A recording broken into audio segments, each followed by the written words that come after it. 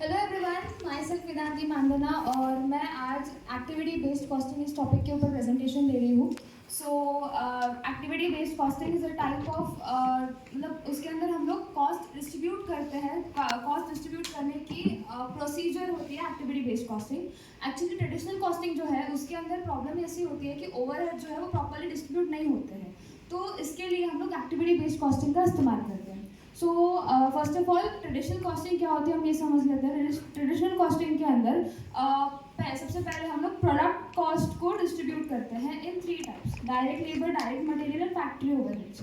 और उसके बाद में फिर पीरियड कॉस्ट को 2 टाइप में, एडमिनिस्ट्रेटिव और सेलिंग एक्सपेंसेस के अंदर। And then actually direct labour, जो डायरेक्ट लेबर और डायरेक्ट मटेरियल है उन सबका जो डिस्ट्रीब्यूशन है वो ईजी है, वो वैसे ही डिस्ट्रीब्यूट किए जाते हैं। बट जब हम फैक्ट्री ओवरहेड्स की बात करें तो वहाँ पे प्रॉब्लम आ जाती है विद कि हम लोग उसको, कई बार ऐसा होता है कि कोई कोई प्रोडक्ट्स इतने होते हैं कि वो बहुत कॉम्प्लेक्स नहीं होते लेकिन उनको बहुत ज़्यादा कॉस्ट अलॉट हो जाती है। जबकि कोई कोई प्रोडक्ट्स ऐसे होते हैं जो कि बहुत ज़्यादा कॉम्प्लेक्स होते हैं लेकिन उनको उतना कॉस्ट मिलता ही नहीं।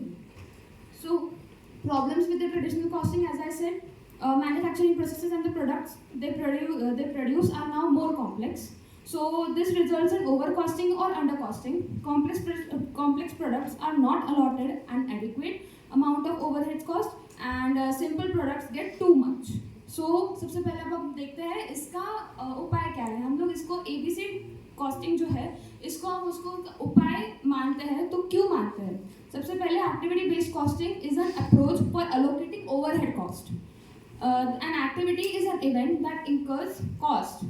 The cost driver is a factor or activity that has a direct cause and effect relationship with the resources consumed. So cost drivers के बेस के ऊपर हम लोग उसकी जो ओवरहेड की कॉस्ट है उसको डिस्ट्रीब्यूट करते हैं। Then overhead cost drivers are determined as management decides that all overhead costs only have 3 cost drivers, sometimes calls activities or direct labour hours, machine hours and number of purchase orders. तो mainly ये 3 होते हैं। उसके बाद में यहाँ पे example है of all overhead cost and then हम लोग कैसे इन चीज़ों को एलोकेट करते हैं। So this is the example, question है एग्जाम्पल के बेस पे। तो इसके अंदर समझो हम पेरोल टैक्सेस का एग्जाम्पल ले तो हम उसको डायरेक्ट लेबर आवर्स के ऊपर डालते हैं because it is the labour oriented cost. So then when do we use ABC costing? सबसे पहले when one or more of the following conditions are present: product line differ in volume and manufacturing complexities, product line are numerous drivers and they require different degrees of support services, overhead costs constitute a significant portion of total cost and many more. उसके बाद में additional uses of ABC ऐसा है कि activity based management के लिए भी हम लोग एक्टिविटी बेस्ड कॉस्टिंग को यूज करते हैं। एक्टिविटी बेस्ड मैनेजमेंट यानी कि clarifies all activities as value added and non value added. तो वैल्यू एडेड एक्टिविटीज ऐसी है जो प्रोडक्ट का एक वर्थ है उसको इंक्रीज करती है, और नॉन वैल्यू एडेड ऐसी है जो इंक्रीज नहीं करती है। फॉर एग्जांपल जो मूविंग और स्टोरिंग ऑफ प्रोडक्ट है उसके लिए जो भी कॉस्ट यूज होती है हम उसको नॉन वैल्यू एडेड कॉस्ट बोलते हैं। Then objective of activity based management to reduce or eliminate non value added activities। हम उसको reduce और eliminate करते हैं जो non value added activities है, जैसे कि मैंने बोला storage and all। उसके बाद में attention to ABM is a part of continuous improvement of operation and activities।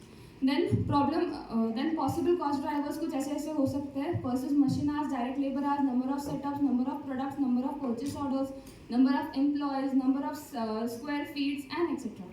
उसके बाद में कॉमन क्लासिफिकेशन सिस्टम ऐसी है: यूनिट लेवल एक्टिविटी। सबसे पहले तो यूनिट लेवल एक्टिविटी यानी कि ऐसी एक्टिविटीज़ जो हर एक पर्टिकुलर यूनिट के ऊपर परफॉर्म होती है।